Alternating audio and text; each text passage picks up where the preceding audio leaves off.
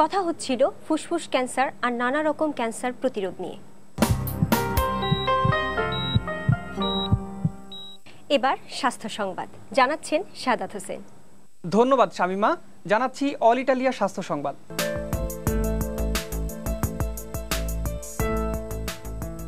দেশে তামাকজাত দ্রব্যের ব্যবহার নিয়ন্ত্রণে ২০০৫ সালে আইন করা হলেও বাস্তবে এর প্রয়োগ নেই বললেই চলে।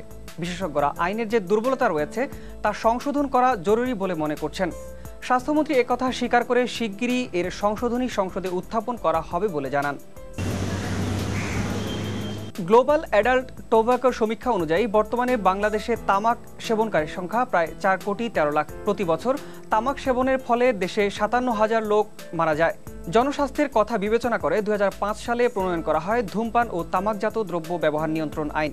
কিন্তু আইনের প্রয়োগ না থাকায় এখনও পাবলিক প্লেসে চলছে প্রকাশ্যে ধূমপান।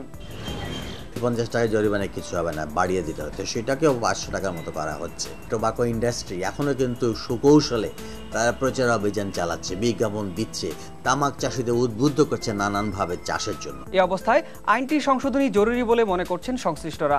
জর্দা, সাদা পাতা, গুল এগুলো তামাক হিসেবে সংজ্ঞায়িতই করা হয়নি।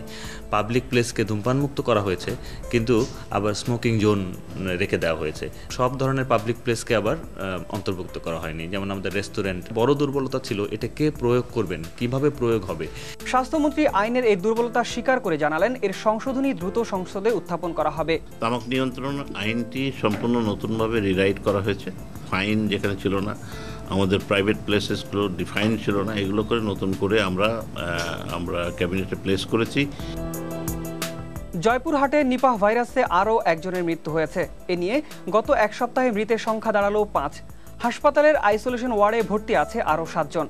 বৃহস্পতিবার জেলার গুলশান মোড়ের অধিবাসী এক যুবকের মৃত্যু হয়। এদিন সকালে তাকে জয়পুরহাট আধুনিক হাসপাতালে নিয়ে যাওয়া হলে চিকিৎসকরা বগুড়া শহীদ জিয়াউর রহমান মেডিকেল কলেজ হাসপাতালে পাঠান, কিন্তু পথেই তার মৃত্যু হয়।